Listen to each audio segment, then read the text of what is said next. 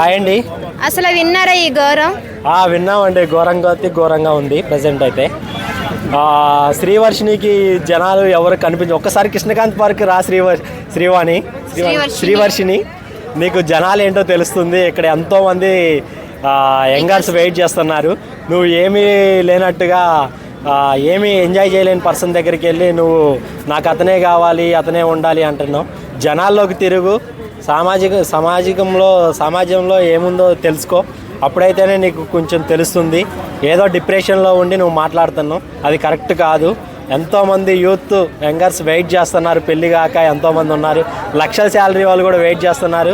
మీరు అంటే ఎంతోమంది వెయిట్ చేస్తున్నారు. అలాంటిది పట్టుకొని మీరు నా వ్యక్తిగత విషయం జనాలందరికీ ఇష్టం లేకపోతే మా ఇద్దరికి ఇష్టమే, మేము ఉంటాము చస్తాము అంటే అది పద్ధతి కాదు. మీ వల్ల ఎంతోమంది ట్రోలర్స్ చూస్తున్నారు, ఎంతోమంది సమాజం కూడా చూస్తుంది.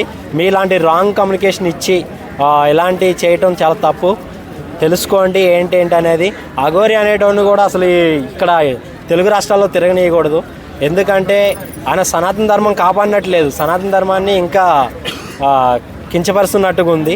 ఎవరైనా డివోషనల్స్ని పంచాలి, కానీ ఇలా తప్పుడు మార్గంలో తీసి హిందూ ధర్మాన్ని నాశనం చేస్తున్నాడు అనేదే మా అభిప్రాయం. అసలు అఘోరిలో ఏముందని అంతగా పడి చచ్చిపోతుంది ఆ పిల్ల? అఘోరిలో ఏముంది అంటే, అఘోరికి ఆమెకి చెప్పిన విధానం ఎలా ఉందంటే, కంప్లీట్గా నేనే దేవుణ్ణి, నాతో ఉంటే నీకు దైవకం ఉంటుంది, పూజలు ఇవి అన్నీ ఉంటాయి, సో నీకు శివుడి దగ్గర తీసుకెళ్తాను. ఇలాంటివి నాకు తెలిసి ఆమె డిప్రెషన్లో ఉన్న మైండ్ని ఆయన అలా యాక్టివ్ చేసి ఉంటాడు.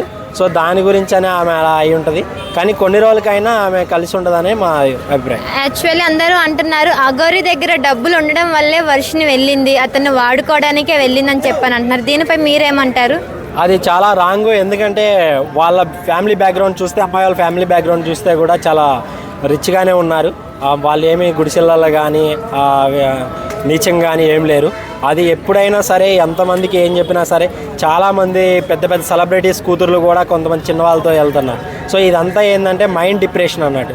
ఈ మైండ్ డిప్రెషన్స్ వల్లనే వాళ్ళు చెప్పిన మాటలు వీటి వల్లనే వాళ్ళు అట్రాక్ట్ అయి ఉంటారు. ఎట్టి పరిస్థితుల్లో ఆయన దగ్గర ఉన్న డబ్బులకి వీటికి ఆశపడి ఉండదు. అలా ఆమె ఆశపడి ఉండాలంటే ఆమెకున్న గ్లామర్నెస్కి ఆమె ఏదో విధంగా ట్రై చేయొచ్చు. సో ఆమె అట్లా ఏం మాట్లాడట్లేదు. సో వ్యక్తిగతంగా వాళ్ళకి ఏముంటుంది ఏంటనేది మనకు తెలియదు.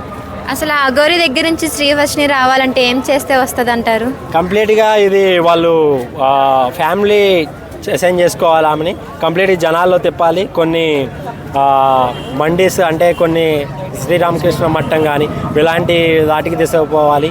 సో ఆమెను ట్రిప్స్ ఎక్కువ ఎంజాయ్ చేయాలి. సో ఇది ఒకటే కాదు లోకం, ఇంకా పెద్ద లోకం ఉంది, ఇదే కాదు అని చెప్పేసి ఆమెకి నిజంగా ఒక మంచి బాయ్ ఫ్రెండ్ని కనుక అరేంజ్ చేస్తే ఇలాంటి నుంచి బయటకు వస్తుందని నా అభిప్రాయం.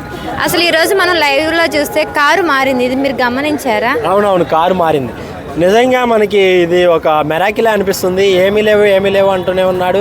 ఆయన వ్యక్తిగతంగా చాలా ఎంజాయ్ చేస్తున్నాడు. డబ్బులు ఇంకా చాలామంది డివోషనల్లో ఉన్న వాళ్ళు ఎకర్స్ ఇచ్చారని, జూబ్లీహిల్స్లో ఇల్లు ఉందని ఈ వ్యక్తిగత చూస్తే నిజంగా అనిపిస్తుంది.